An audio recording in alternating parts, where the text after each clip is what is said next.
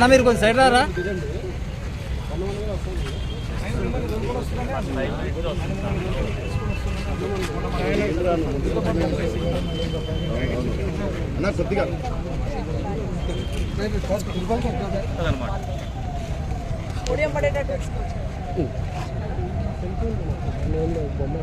తీసుకోండి.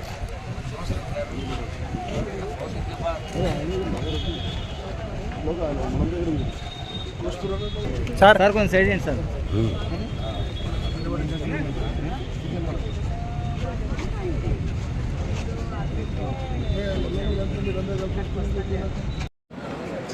తెలంగాణ ప్రజల ఆకాంక్ష, తాత ముత్తాతల నాటి కోరిక ఇప్పుడు కాకపోతే మళ్ళెప్పుడు కాదని గలమెత్తి తెలంగాణ యొక్క వాదాన్ని పార్టీ అన్ని రాజకీయ పార్టీలు నిర్ణయం తీసుకునే విధంగా జరిగితే దురదృష్టం ప్రస్తుత ప్రధానమంత్రి తెలంగాణ సమాజాన్ని అవహేళనపరిచే విధంగా తెలంగాణ అమరులందరినీ కూడా కించపరిచే విధంగా తల్లి చనిపోయింది, బిడ్డ తెచ్చుకున్నారు, దొంగతనం తెచ్చుకున్నారు అనేటువంటి మాట ఏ తెలంగాణ కోసం ఉద్యమించారో వాళ్ళందరూ కూడా స్పందించాల్సిన అవసరం ఉందని కోరుతా ఉన్నాం. మేము ఎప్పుడు కూడా రాజకీయ పార్టీగా ఎవరిని వంటలేం. తెలంగాణ ఏర్పాటులో సుష్మా స్వరాజ్ గారి పాత్ర ఎప్పుడు మర్చిపోం. కానీ ఈనాటి ప్రధాని స్వయంగా పార్లమెంటు వేదికగా తెలంగాణను అవమానపరిస్తే తెలంగాణ ఉద్యమకారులుగా బాధపడుతూ ఉన్నాం. తెలంగాణ ప్రజలందరూ కూడా ఈ అంశాన్ని సీరియస్గా తీసుకోవాల్సిన అవసరం ఉంది అనే మాట ఈ సందర్భంగా ఆవిర్భావ దినోత్సవం సందర్భంగా జ్ఞాపకం చేస్తాను. మరి ఏది ఏమైనా రాబోయే కాలంలో తెలంగాణ మరింత అన్ని రకాలుగా ప్రజాస్వామికంగా అసలు తెలంగాణ పోరాటము, నినాదము, ఉద్యమమే ఆత్మగౌరవానికి సంబంధించి అటు ఆత్మగౌరవం లేకుండా ఉండే పరిస్థితుల నుంచి ఆత్మగౌరవంగా సెల్ఫ్ రెస్పెక్ట్గా ఉండేటువంటి విధంగా మనందరం ఉండేటువంటి ప్రయత్నం చేస్తూ ఉన్నాం. ఏదైనా ఎక్కడైనా మంచి చెడు ఉంటే వినడానికి తెలంగాణ రాష్ట్ర ప్రభుత్వం సిద్ధంగా ఉంది. ముఖ్యమంత్రి గారు కావచ్చు, మంత్రులు కావచ్చు, శాసనసభ్యులు కావచ్చు, పార్టీ నాయకత్వం కూడా ప్రజలతో మమేకమై ప్రజల్లో భాగస్వామ్యం కావడానికి సిద్ధంగా ఉందనే మాట సందర్భంగా మనవిస్తూ ఈరోజు రాజకీయాలకు అతీతంగా మేము స్వయంగా మా పార్టీ, మా ప్రభుత్వం తరఫున మాజీ ముఖ్యమంత్రి గారు కూడా కాయదలిచినాం. మేము మాకెప్పుడు 10 ఏళ్ళ ఆహ్వానాలు రాలే. తెలంగాణ బిడ్డలమే. మాజీ పార్లమెంట్ సభ్యులుగా ఉండొచ్చు, ఇంకోటి ఉండొచ్చు. ఇలా మాజీ ముఖ్యమంత్రి అయినా మర్యాదగా వారిని కూడా గౌరవించాలని ఆహ్వానం పంపినాం. తెలంగాణ రాష్ట్ర ఏర్పాటు అనేటువంటిది ఇంతకుముందు చెప్పినట్టుగా అందరి భాగస్వామ్యం కాబట్టి, అధికారంలో కాంగ్రెస్ పార్టీ ప్రజల ఆకాంక్ష కొరకు వచ్చింది కాబట్టి తెలంగాణ వేడుకలు మనందరి యొక్క జన్మదినం, రాష్ట్ర జన్మదినంగా జరుపుకునే సందర్భం లోపల అందరూ సంతోషంగా భాగస్వాములు కావాలి.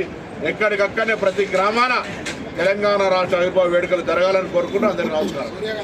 పార్టీ నాయకులు కొంతమంది అయితే తెలంగాణ ఆకాంక్షలను అందరూ సీరియస్గా నిర్ణయించాల్సిన వాళ్ళంతా గమనించాలని ప్రాణాలు అర్పించినటువంటి సాధించుకున్న తెలంగాణకు సంబంధించి 10 సంవత్సరాలు మరొక నియంతృత్వ వేదికగా మారినటువంటి పరిస్థితుల్లో మార్పు కోరుకొని ప్రజలు ఇలా తెలంగాణ రాష్ట్రాన్ని, ప్రజాస్వామిక తెలంగాణను, ప్రజల పాలన తెలంగాణను తెచ్చుకున్నటువంటి సందర్భంలో జరిగే వేడుకలు ప్రతి తెలంగాణ బిడ్డ ఉత్సాహంగా జరుపుకోవాలి, అందరూ భాగస్వాములు కావాలని, తెలంగాణకు ఒక గీతం ఉండాలని ఆనాడు ఉద్యమానికి స్ఫూర్తినిచ్చినటువంటి గీతాన్ని రాష్ట్ర గీతంగా నిర్ణయించుకొని రేపు ఆవిష్కరించుకుంటున్న సందర్భంలో, అమరవీరుల కుటుంబాలను సన్మానించుకుంటున్న సందర్భంలో తెలంగాణ ఉద్యమ స్ఫూర్తిలో పోరాడినటువంటి వాళ్ళందరినీ కూడా జ్ఞాపకం చేసుకోవడంతో పాటుగా రాబోయే భవిష్యత్ తెలంగాణ ప్రజల ఆకాంక్షకు అనుగుణంగా ఏ విధంగా ఉండాలో ఒక ఆలోచన తీసుకుపోయే విధంగా మరి రేపటి ఈ యొక్క ఆవిష్కరణ దినోత్సవాలు జరుగుతూ ఉన్నాయి. సరే, రాజకీయంగా ఇది విమర్శలకు వేదిక కాదు. అన్ని రాజకీయ పార్టీలు ఈ యొక్క వేడుకలు జరుపుకోవాలి, అందరూ కూడా భాగస్వాములు కావాలి. కానీ వాస్తవం ఎవరు కూడా మర్చిపోయేటువంటి అంశం కాదు. ఆనాడు తెలంగాణ పార్లమెంట్ సభ్యులంగా సోనియా గాంధీ గారు ఒకవేళ తెలంగాణ ఇచ్చే విషయంలో ఒక అడుగు వెనుకకేస్తే తెలంగాణ రాష్ట్ర ఏర్పాటు కాకపోతుండే అనే మాట మాత్రం ప్రతి తెలంగాణ పౌరుడు ఏ రాజకీయ పార్టీ అయినా, ఏ వ్యక్తి అయినా, ఏ సమాజానికి సంబంధించిన సోనియా గాంధీ గారు తెలంగాణ రాష్ట్ర ఏర్పాటు పాత్రను ఈ సందర్భంగా వారికి కృతజ్ఞతలు చెప్పేటువంటి బాధ్యత ప్రతి పౌరుందనే మాట సందర్భంగా మనం చేస్తున్నాం. అనుమానం ఏమి లేదు. సోనియా గాంధీ గారు తెలంగాణ ఇచ్చిన ప్రదాత, తప్పకుండా వారిని గౌరవంగా ఈ వేదికలలో ఉండాలి. మన ప్రభుత్వం తెలంగాణ ఇచ్చిన తర్వాత ప్రజాస్వామిక ప్రభుత్వం ఏర్పడేది, రమ్మని కోరినాం. తప్పకుండా వస్తారనే విశ్వాసం మాకు. ఇప్పుడు ఎవరో చెప్తే వాయిదా వేసింది కాదు, ఎవరో తీసుకురమ్మంటే తెచ్చింది కాదు. గతంలో నేను చెప్తాను కదా, 2014లో తెలంగాణ ఏర్పడ్డ తర్వాత ఇమీడియట్గా జరిగిన ఆవిర్భావ దినోత్సవంలో కూడా అప్పటి వరకు తెలంగాణ నినాదం తెచ్చుకున్న మాకేం ఆహ్వానాలు వేరే చాలా పెద్ద ఇవాళ మేము అందరిని ఆహ్వానిస్తూ ఉన్నాం. చిహ్నంకి సంబంధించో లేదా ఇంకోటి సంబంధించో గతంలో పెట్టినప్పుడు ఎవరు అభిప్రాయాలు తీసుకోవాలి. వాళ్ళ పెద్ద ఇలా దాన్ని విమర్శలు చేస్తున్నటువంటి వాళ్ళు మీరు తీసుకున్నాడు, ఎవరైనా సలహాలు తీసుకున్నారా? కాబట్టి చర్చ చేసేటప్పుడు అందరూ రకరకాల మైండ్స్ పనిచేస్తాయి. ప్రభుత్వం అంత స్వేచ్ఛ, ప్రజలకు సంబంధించినటువంటి ఆలోచనకు అనుగుణంగా ఇక్కడున్నటువంటి చరిత్ర, భౌగోళిక చరిత్ర, తెలంగాణ వాస్తవ పరిస్థితులు, అమరవీరులు, అనేక అంశాలు అందులో ఉన్నాయి. దాని ప్రకారంగా కేబినెట్ డిసిషన్ తీసుకుంది, ప్రభుత్వం దాన్ని అమలు చేస్తుంది. తప్పకుండా అందరూ స్వీకరించి దాన్ని అమలు చేయాల్సింది. మేము మాట్లాడడానికి కూడా హక్కు లేకుండే గతంలో. మేము వాళ్ళకి సంబంధించిన నిరసనను మేమేం గొంతు తొక్కలేము. వాళ్ళ ఎలక్షన్ కోడ్ ఓవర్కమ్ అయ్యి కాకతీయలా అలా గోయిందని కేసు అయిన తప్ప మేమేం కేసు పెట్టలే. Protest is there right.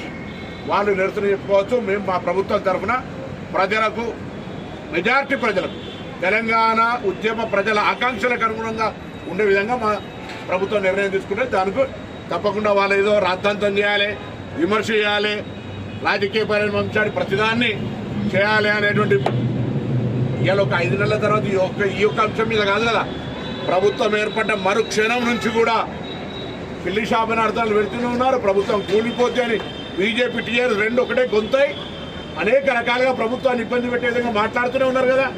అందులో ఏదో భాగం. దానికి పెద్ద మేము అజ్జరేది లేదు, బెదిరేది లేదు. మా కార్యక్రమం మేము తీసుకొని పోతాం. సార్ వస్తారనే ఆశాభావం ఉంది. ఎందుకంటే చాలా కించపరిచే మాటలు మాట్లాడారు. అది బీజేపీ అయినా బీఆర్ఎస్ అయినా. ఒక మాట నిజానికి సోనియా గాంధీ నిర్ణయము ఏ పరిస్థితుల్లో ఎటువంటి నిర్ణయం తీసుకున్నది? తెలంగాణ రాష్ట్ర